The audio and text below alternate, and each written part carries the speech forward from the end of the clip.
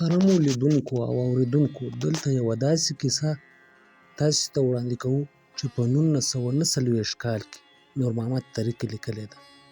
هغه چې د خپل وطن او خلکو لپاره کوم څه غوښتل، هغه یې په دې کیسه کې یاد کړي دي چې د خوب لیدل یې یادوي.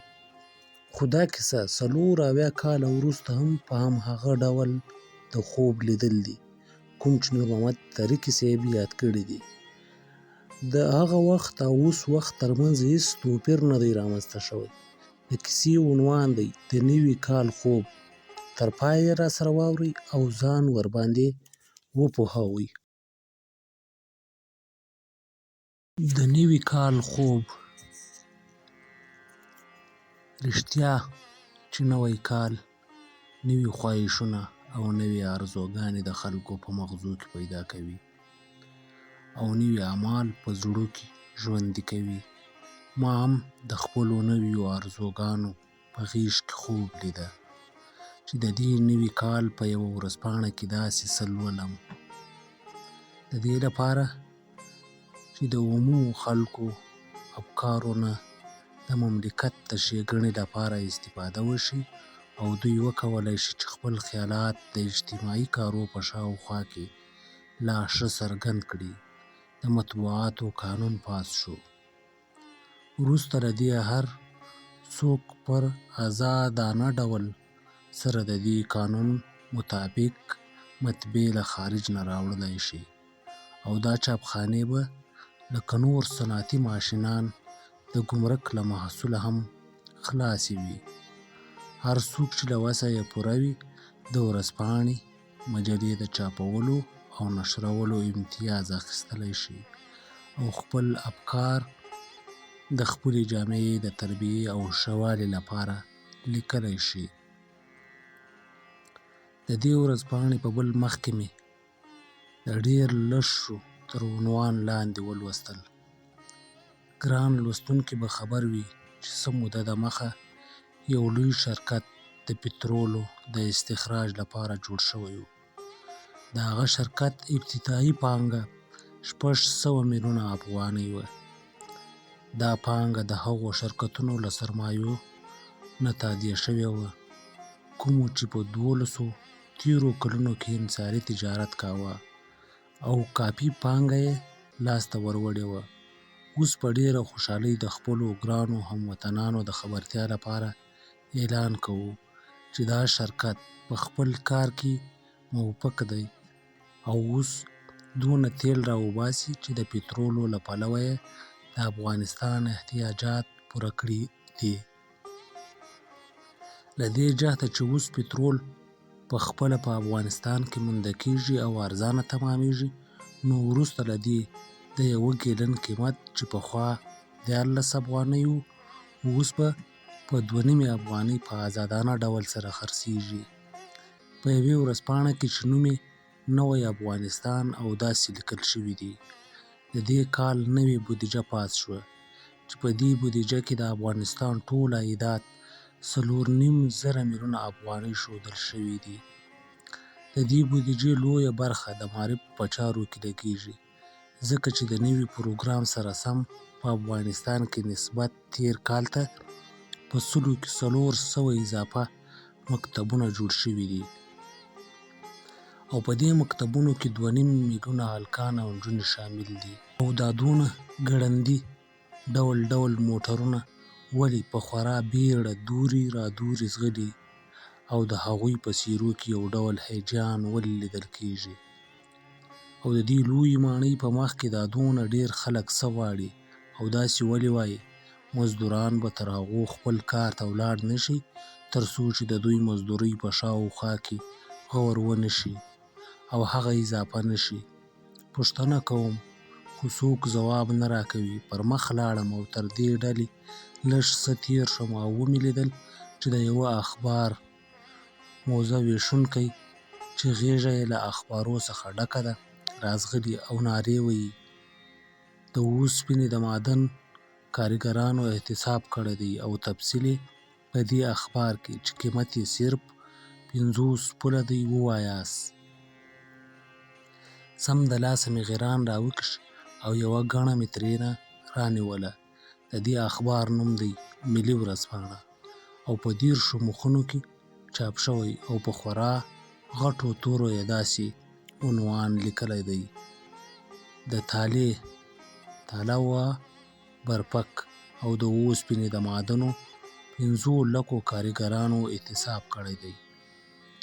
په متن کې یې هم په غټو تورو چې د عنوان تر تورو لږ څه کوچني وو داسې تفصیل لیکلی وو: د تالې د اوسپنې او پولادو 5 لکو کارګرانو په دې نسبت اعتصاب کړی دی چې د دوی مزدوري اضافه شي، ځکه چې د ژوندانه معیار لوړ تللی او د دوی د اخیستلو قوه لږ ده.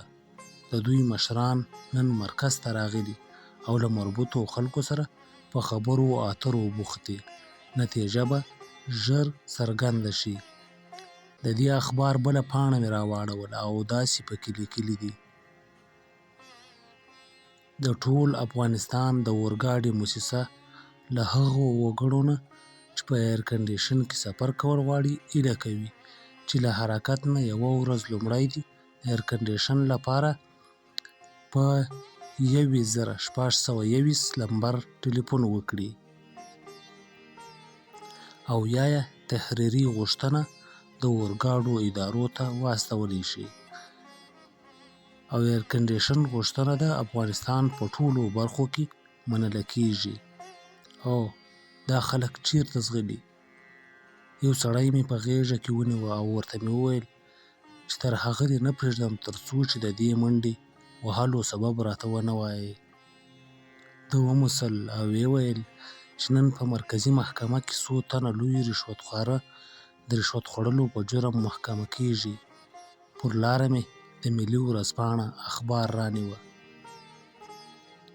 په یو ځای کې یې داسې لیکلي وو: پرون غرمه 1:30 بجه د 5 دقیقو لپاره برق وځنډېده او د ښار تراموي او د برقي موټر بسونه هم درېدلي وو.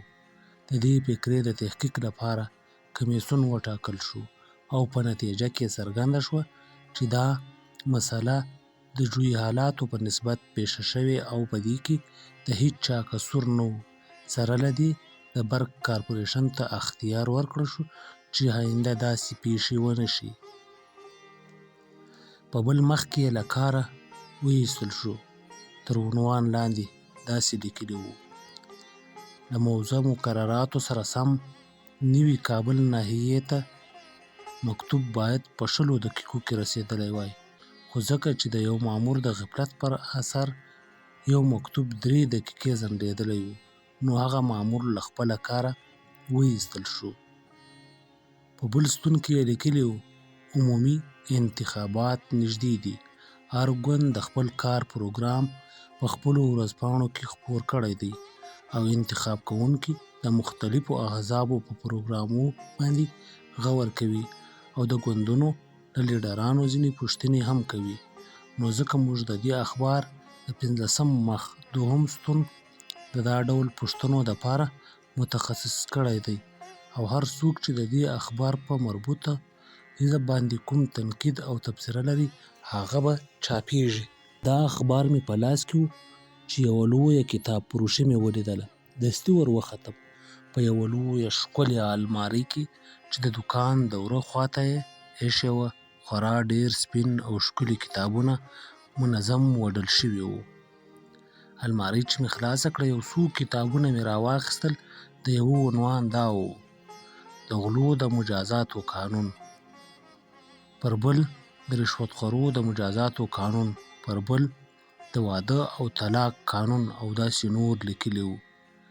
له دې کتابونو مې 20 ټوکه رانیول او په تراموي کې سپور او د کابل اومې ناحیې ته چې هلته مې کور و تلم. د کابل دې اومې ناحیې ته یې پخوا پغمان وایه او اوس هلته د کابل ښار را ارت شوی دی. دا ښار تر ارغندې او بیا تر ریشخورو او سیاسنګ او د خیرخانې تر کوتله پورې پروت دی. ټوله سړکونه ډامبر او په دواړو خواوو یې د برق شنې ښکلې د اوسپنې لکړې ولاړې دي. ځای په ځای ښکلي عمومي باغونه دي. په هر کور کې د نل اوبه دي. خلک په خورا خوښۍ سره ژوند کوي. د ولایتونو ښارونو هم خورا ښکلي او د ژوندانه ټول اسباب پکې مهیا دي. د افغانستان په ټولو کلیو کې په 135 کلي د برق رڼا هم لري، ځکه چې دا سړکونه خورا ښوي وو. پښه مې پرې وښویده او لاس مې د اوبو په یوه جاري نل پورې ونیوه او د اوبو څاڅکي مې په مخ وغورځېدل او مخ مې سوړ شو. سم د لاسه له خوبه راوغورځېدم چې ګورم د خونې چت مې څڅېږي او د څڅوبي له هغه خواږه خوبه راویښ کړم.